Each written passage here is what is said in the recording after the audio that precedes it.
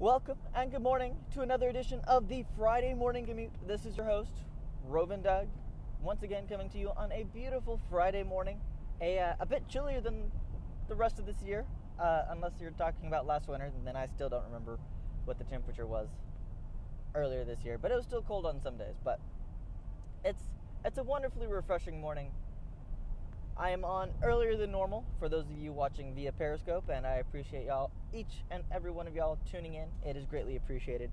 So we're going to go ahead and get started with the commute information update. Good morning, Mr. Texas Leo. So, Xur, the seller of Xurios, the bringer of salt, the crusher of hopes and dreams, all based on RNG, of course. But this week, he has for us Legacy Body Armor. Legacy Exotic Body Armor. Now remember, Legacy Engrams, such as the Legacy Engrams from Xur, only drop Year 1 exotics. So that means if you're missing any Year 1 exotic body armor pieces, this is the day to spend your strange coins if you've saved them up. As far as I still remember, they are weighted towards where you try to get what is not in your current exotic blueprint list, or unlocked, I should say. And then if you have everything, then it's probably just an open slate of X% gets you this. Now, for the Titans, we have the Eternal Warrior helmet. For the Hunters, we have the Knucklehead radar. For the Warlocks, we have the Impossible Machine gauntlets. We have a Suros regime for everyone. And then the ornaments this week are Shock Hazard for the Zahalo Supercell, as well as Board and Fire for the Young Wolf's Howl. Remember, ornaments cost silver dust. Silver dust can be obtained through the weekly silver chest that you unlock through doing a certain activity that escapes my head at this point in time. And you can also get more silver dust from dismantling other ornaments that you may receive duplicates of from the Eververse silver chest. So, with that being said, we'll go ahead and continue on to the next segment. Iron Banner! The beginning of this week was the end of Iron Banner for November. It was nice that it was kind of in the middle of the week, but I will be honest, I do miss it being at the end. Only reason why I missed it this week is I actually have a week of vacation from work, because starting Thanksgiving Day and going through that entire next week. So it would have been nice to maybe have tried to sneak in some game time. However, I'm excited to maybe try to get a little bit of gaming time in. It depends on how much time I'm really able to spend with my family over my vacation break. This will be a good vacation since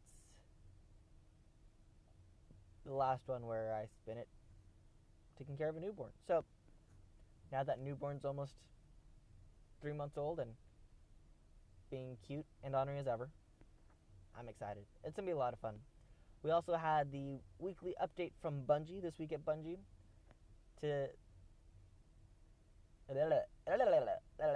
So this week, they actually had a stream for us, a ride-along, as they delved deep into the new raid for Rise of Iron, Wrath of the Machine. They had two of the raid team developers along to chat and kind of give feedback as the raid team selected by Bungie, which is all in-house people, went through and confronted Axis, and did it on heroic mode nonetheless. So, props out to them. I'm sure it was a most wonderful of wonderful streams. I did not watch, partially because I was working, partially because I still haven't done the raid. And since King's Fall, I have this weird, stubborn personality trait where if I set my mind to something, then I want to try to obtain it if at all possible. And for the raids, I want to experience them myself before I go and watch any videos. The team I go with doesn't have to be blind, but I prefer to be blind, just so I have like this real appreciation of the raid the first time. Going through, going, wow, okay, so this is what they're talking about like this. This is what they're talking about with this. This enemy rocks, so on and so forth. I did it with King's Fall, and it wasn't until May, the May following the Taken King release, that I actually finally participated in a raid. But I did it under the guidance and expertise of another streamer who goes by the name of Jay Sniperton, and Jay and his team rocked it like none other. King's Fall is such a mechanics-heavy raid that it took us about 3.5 hours the first time for myself. There was one other person who had only done it like once or twice, so they were also pulling my butt through hard mode. So I jumped from like 290 to 313 that day, light level. It was an amazing raid. I really enjoyed it.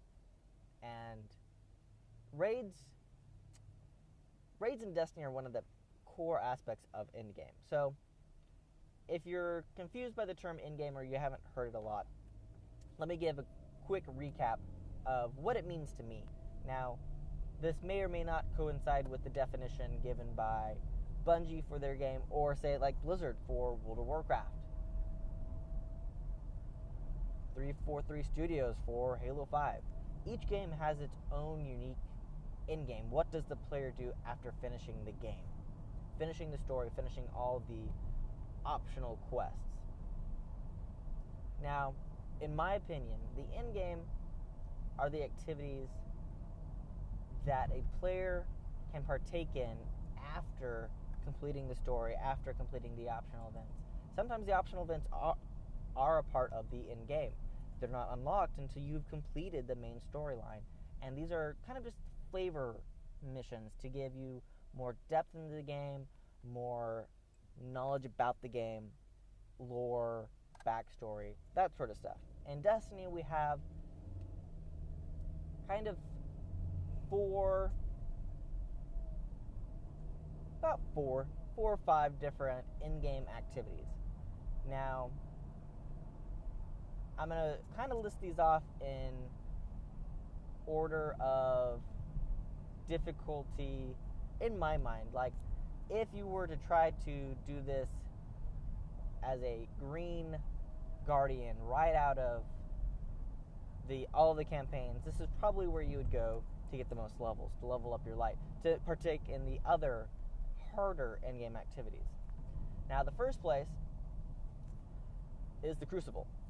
And you're probably going, okay, Rovan, why the Crucible? I mentioned the Crucible because it is leveled in the sense of, yes, you're going to face better players than yourself. And you're going to face players who just happen to get the drop on you. But your rewards through the drops in game at the end of the game, and in this end game I'm meaning the end of each match, the drops there will get you to 365-ish, high enough where you are able to start some of the lower difficulty in game. And then the vendor packages, thanks to the faction system and the rank system, will also get you up to 400. Oh, it takes a while longer, but they're there and they're available. Now, after the Crucible, once you're at a decent light level, you have strikes. Strikes are another way to get faction rank. They do give you the opportunity to drop more engrams because you're actually facing environment enemies. You can use 3 coins, though you can use 3 coins in Crucible as well. There's just more of an opportunity for engrams. Now, blue engrams will max out at 365, but legendaries and exotics can go all the way up to 400. And so it's kind of a game of pick your battle, where you want to decrypt these purple and these yellow engrams at. Exotics are yellow, purples are legendaries. In order to see if you can, bit by bit, get your light level to the highest point. Now, after the Crucible and Strikes, we have the in-game PvP activities of Iron Banner and Trials of Osiris. Now, Iron Banner is traditionally has been a 6v6 light level included Crucible. And so what this means is, instead of everything having kind of following its base stats and dealing a set amount of damage, your damage you do and the damage you take is dependent on your light level and your opponent's light level. If you are a higher light level than your opponent, you're going to do more damage to them, and you'll take less damage from them. But if it's the opposite, you're going to take more damage if your light level is lower than your opponent, and you're going to deal less damage. And the thought is, and I'm actually okay with this idea of, you're taking your strongest gear, you're taking your strongest armor, strongest weapons into the Crucible and forging a reputation for yourself. Now, with this comes great gear and the chance to get even better weapons, even better armor. Now, with the Trials of Osiris, it's a very similar thing, but it's more of a competition of elimination. So if you haven't played Trials of Osiris or you're curious what it is a 3v3 Crucible type where you're facing other teams for 5 rounds. The winner of those 5 rounds, the first to 5, get to win. The opponents get a loss. The first to 9 wins completes a card, and if you complete a card without any losses on it, then you actually get to go and get rewards from another chest that you may not have been able to access previously, or that you don't have access to previously until you, quote unquote, get to the lighthouse. And then after these in-game Crucible activities, you have raids.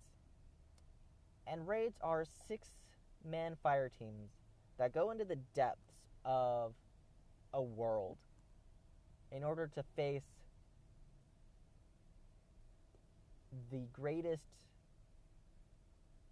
foe that your enemies can bring to muster. And so, sorry, I need to put on my glasses, it's about to get really bright. So, raids are, in my mind, are the most difficult because it takes coordination, a greater level of coordination, in order to get these teams together and in order to truly allow for you to overcome the obstacles that are set in your way and the obstacle of the enemies. Now, with this being said, there is one raid activity that is only 3-person, and a part of that actually has a matchmaking in it. So I'm going to start with the easiest in the sense of finding a team in order to take on these challenges and go to the most difficult. So we're going to start with Prison of Elders. Now, Prison of Elders came out in the last part of year 1. Came out with the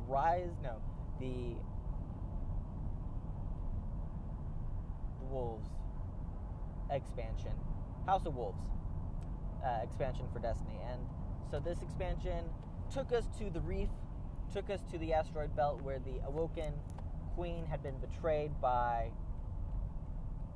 her fallen house that she had kind of brought under her control. And so we set out to help her. We captured the Kell of Kells, as it were. Or in his mind, he was the Kell of Kells. And we brought him back to the prison. Now, with that being said, we were given the opportunity to face waves of enemies in the prison in order for reward. So you go in At the basic level, you fought with match-made people, and after 5 rounds, 3 to 5 rounds, I can't remember exactly, maybe 3 to 4. It was 3 to 5. But after these rounds, you were given access to a loot chest, and one that was of great loot, and 2 that were of lesser loot. And you saw at this point in time, or in the past, it depended, you needed a key for the really great loot. Now, fast forward to now, you've got 5 different types of this arena. 6 actually.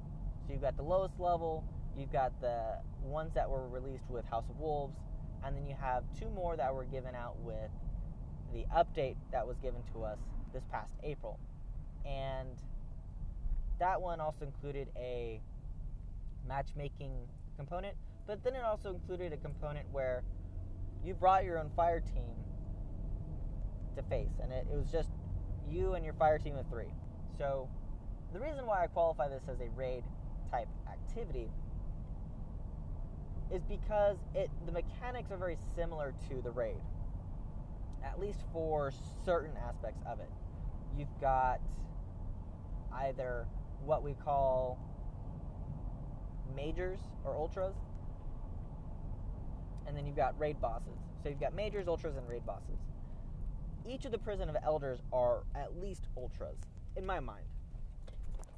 And so what this does, it allows you the ability to complete these activities. I'm trying to figure out where I'm going to go park. Whee! I'll take this spot. So you complete these activities, and you get rewards.